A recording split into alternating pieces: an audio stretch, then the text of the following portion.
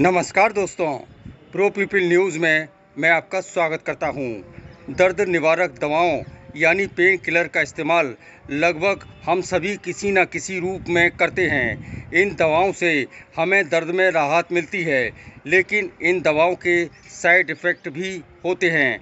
Pain killer कब इस्तेमाल किया जाना चाहिए, कैसे करें, ये हमारे शरीर को किस तरह नुकसान पहुंचाते हैं, इन सब की जानकारी दे रहे हैं जाने माने चिकित्सक general surgeon doctor Vivek Sharma.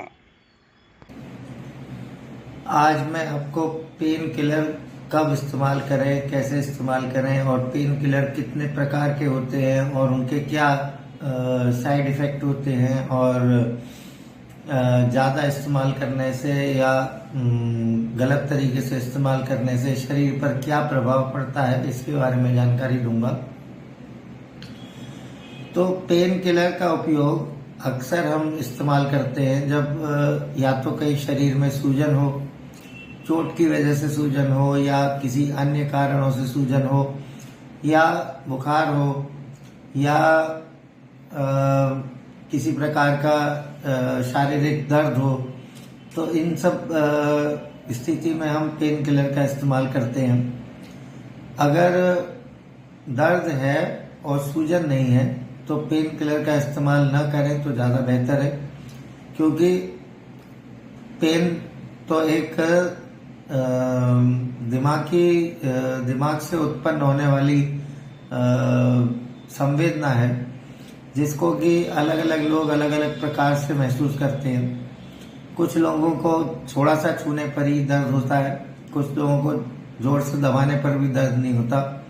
तो ये पेन या दर्द एक ऑब्जेक्टिव फीलिंग है। इसमें जो है कोई भी ऐसी चीज़ नहीं है जिसमें कि आप दर्द को महसूस करना अगर कम कर देंगे तो दर्द कम हो सकता है, लेकिन दर्द के साथ अगर सूजन है तो पेन किलर लेना आवश्यक है और पेन किलर का इस्तेमाल कम से कम करें, जिससे कि शरीर पर दुष्प्रभाव न पड़े।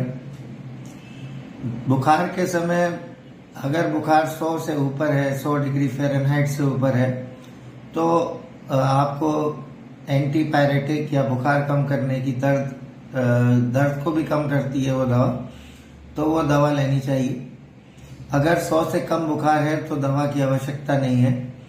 ये शरीर के लिए इतना टेम्परेचर बैक्टीरिया से लड़ने के लिए आवश्यक होता है और ये उसमें मदद करता है। उसे अगर आप कम कर देंगे तो आपके शरीर की प्रतिरोधक क्षमता भी कम हो जाएगी।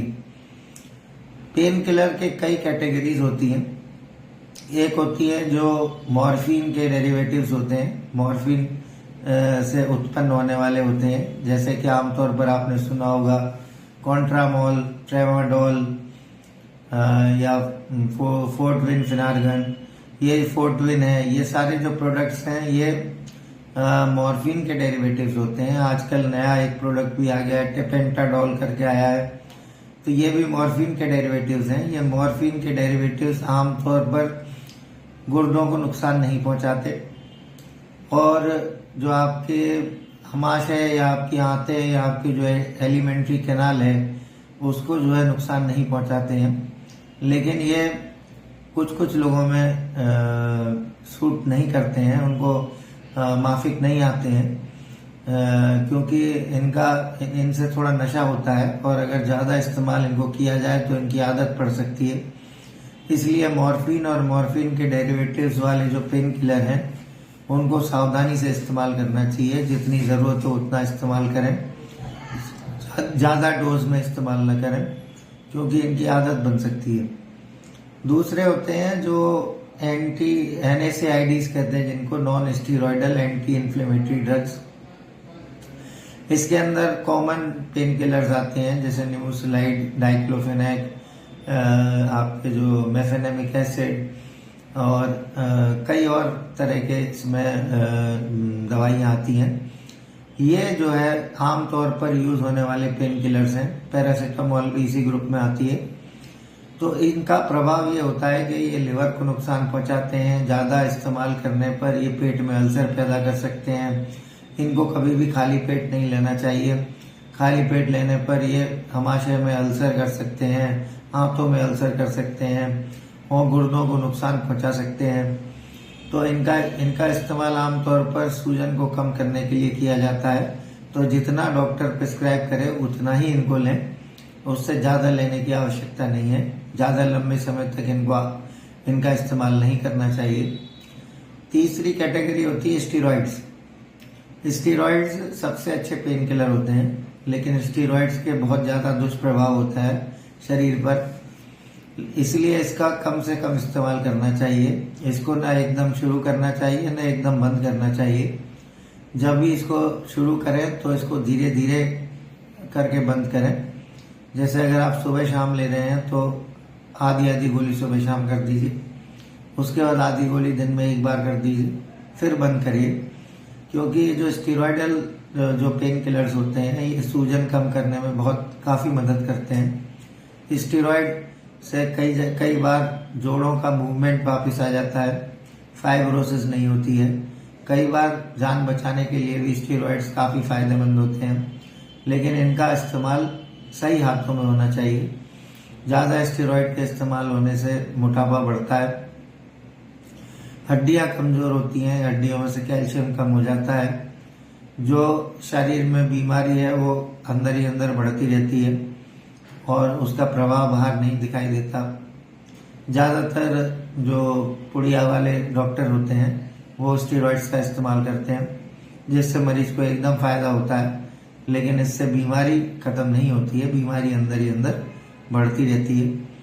कैंसर में भी इसका प्रयोग लोग करते हैं, जिससे कैंसर से होने वाले दर्द में आराम मिल जाता है, लेकिन कैंसर अंदर ही अंदर बढ़ता रहता है। तो स्टीरॉइड्स का इस्तेमाल भी सही जगह, सही समय पर और सही तरीके से हो तो ये जान बचा भी सकता है, और गलत तरीके से इसका इस्तेमाल होने पर जान जा भी सकती है। इसके विड्रॉल इफेक्ट्स होते हैं। अगर आप इसको एकदम बंद कर देंगे तो आपको शरीर में बेचैनी हो सकती है और घबराहट हो सकती है, और भी कई प्रकार के परेशानियां हो सकती हैं। तो इसको न तो एकदम शुरू करना चाहिए न एकदम बंद करना चाहिए। कम से कम इस्तेमाल करने पर ये वरदान की तरह साबित होते हैं, ज़्यादा इस्तेमाल करने पर ये अभिशाप बन जाते हैं। तो यही आज मुझे पेन किलर के बारे में आपको बताना था। इससे आपको कुछ जानकारी मिली होगी और आप गलत तरीके से पेन किलर का इस्तेमाल नहीं करेंगे। यही मेरी आपसे विनती। ये सच है कि पेन किलर से मरीज को इलाज के दौरान बड़ी राहत मिलती है। भारत में लोग बिना डॉक्टर की सलाह के पेन किलर का अंधाधुंध इस्तेमाल कर रहे हैं। यहाँ तक कि झोला छाप भी मरीजों के स्वास्थ्य से खिलवाड़ कर रहे हैं, जिस कारण उसका दुष्प्रभाव शरीर के अंगों पर पड़ रहा है। कौन सा पेन किलर कब इस्तेमाल होगा और कितना करना है, इसकी जानकारी एक अच्छा डॉक्टर ही बता सकता है।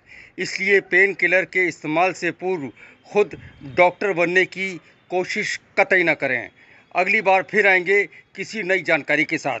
प्रो पीपल न्यूज़ के लिए अमिताभ आकाश की रिपोर्ट। लेटेस्ट न्यूज अपडेट के लिए हमारे चैनल को सब्सक्राइब करें और साइड में दिख रहे नोटिफिकेशन बेल आइकन पर क्लिक करके हमारे वीडियो को सबसे पहले देखें।